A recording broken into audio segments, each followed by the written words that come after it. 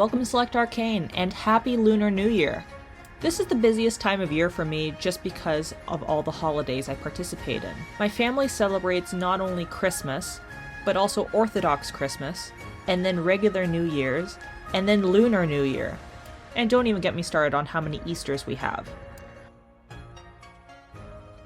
Lunar New Year is a celebration of the arrival of spring and the beginning of the new year on the lunisolar calendar. That means that this year, it happens on January 22nd, but this may change from year to year depending on where the moon is on the calendar. Confusing, I know, but it really is a lot of fun filled with a lot of food, a lot of celebration, and it's the biggest holiday in Asia.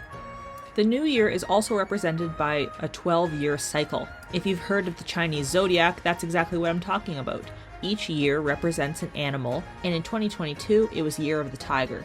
This year, we're moving into the Year of the Rabbit. There's a lot of folklore behind these animals, and I myself am represented by Year of the Chicken. But this is an art video, not a history video. But did you know that I have hidden Lunar New Year decorations throughout my studio? I have a red envelope on my corkboard, and I have a lucky lion on my window. Okay, so moving on to the horses. I'm gonna do a medallion for this. And I have all of these beautiful blanks on my shelf, but I'm going to choose this Santana medallion, which has been sitting on my shelf since 2019. He was sculpted by Jennifer Scott for the Jennifer Show. First, I start by giving him a quick sand. I don't really see any imperfections, but I'm going to sand him anyways because I know they're there. He's absolutely covered in dust, and I know he has a beautiful pearlax finish underneath all that. So right after sanding, I give him a bath in soap and water. I'm using Sunlight brand because it's an anti-grease dish soap, because it gets rid of any icky grease or stickiness. I leave him to dry for a few hours, and then I bring him back to my desk for the next step. I take out my 2-part Apoxie Sculpt. This is a clay that comes in 2 parts, A and B, and then when mixed equally together, they form an unbreakable clay. This clay can stick onto a resin very easily, and can be carved or sanded as much as you want. For my purposes, I mix it together and then roll it into a ball. Dividing that ball equally in half, I flatten out each part. Taking my Xacto Knife, I'm referencing off-screen a picture of a Lunar New Year rabbit. I carve out 2 silhouettes of these rabbits, matching but mirrored. And with the extra epoxy, I roll out a little log and then try to cut it into equal discs. The rabbits I'm pretty confident about, the discs not so much. But either way, I flatten out those discs further and cut out a square in each of the middle. These are meant to be lucky coins. Epoxy takes about 2 hours to cure, so I leave the rabbits and coins on the side to cure. Once they are though, I sand them as much as I can with my file. I use more epoxy to squish on the rabbits onto the medallion. Because the rabbits are slightly hanging off of the medallion, I try to build up underneath them so that a leg or an ear won't snap off later on. And then I leave it to cure overnight. Again, it needs about 2 hours to cure fully, if not more.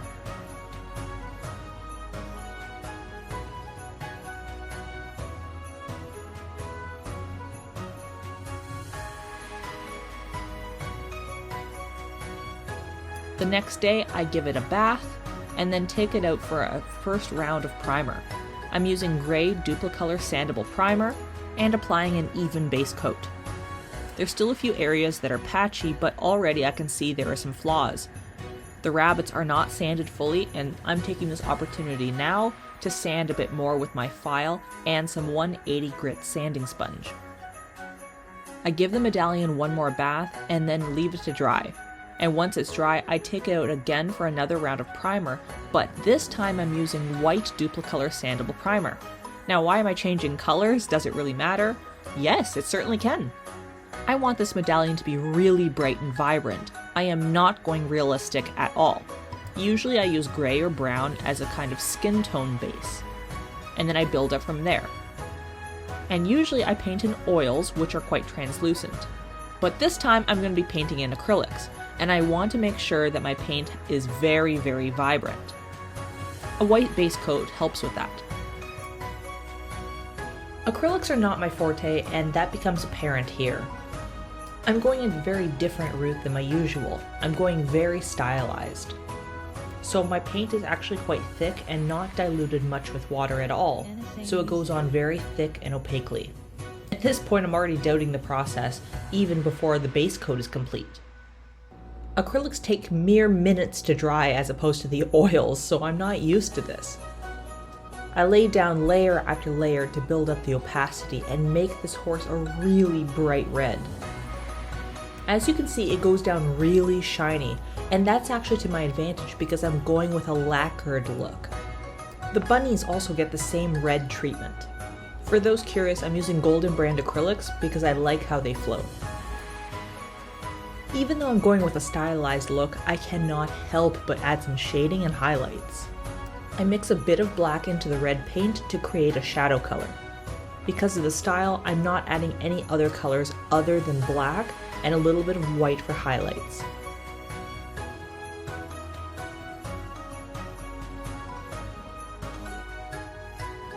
As I lay them down, it's starting to look a little bit like Attack on Titan with some muscle tone going on here. Honestly, it's a little bit of nightmare fuel, and I have to do this 3 times because I could not get it right. But after I do add the shadows and highlights, I completely wash over it with the bright red again. I feel like this kind of defeats the purpose, but I think it also adds a little bit of depth. Once the base coat is somewhere where I want it to be, I start painting on the flowers. While looking up reference photos for zodiac animals, I couldn't help but fall in love and notice the fact that each of the animals was painted in red with white flowers, or the opposite. The flowers are slightly different for each, and that's because the flowers represent the Chinese zodiac lucky flowers for each year. For the horse, these are represented by calla lilies and jasmine flowers. And for Year of the Rabbit, that's represented by plantain lilies and snapdragons. That's why you'll notice the different swirls and patterns for each of the animals on this medallion. I build up the layers thickly because I want them to be very, very opaque. You'll notice I have to backtrack a little bit on the flowers. The number 4 is seen as very unlucky and can represent death. So it's very important that there's nothing in units of 4, no 4-petal flowers or anything else. I fill in the background with white, and then I also start painting the gold frame. I also paint the eyes in gold to match the motif.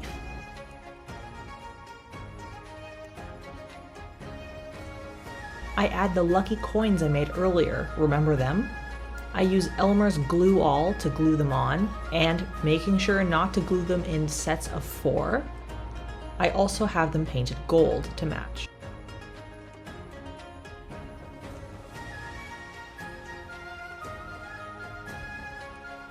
And what Lunar New Year wouldn't be full without a little bit of luck? Here I'm painting Fu on the forehead.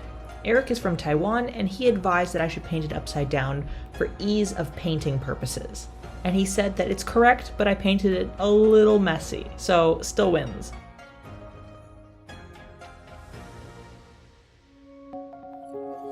And, it feels almost finished, but not quite. I got these cool charms off of Amazon, and I used them as well. Scoring the back of the medallion, I attached the charms with Elmer's Glue All again. If I had a little bit more time, I would have dremeled in and epoxied them in, but Lunar New Year is around the corner after all. And then I cut out a real red envelope to hide the ugly back. Not only does this medallion bring you luck with some Fu, but it also has a red envelope to bring you a bit of wealth as well. And here we are.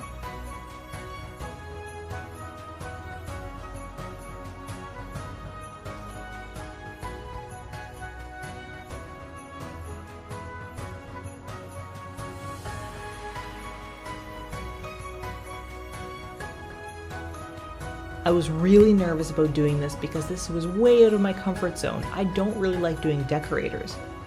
But Eric says it's his favorite medallion I've ever done. What do you think? If you like this video, please like and subscribe. You can follow me on Instagram @SelectArcane or by Facebook at the same name. Thanks for watching. Bye. 兔年快乐！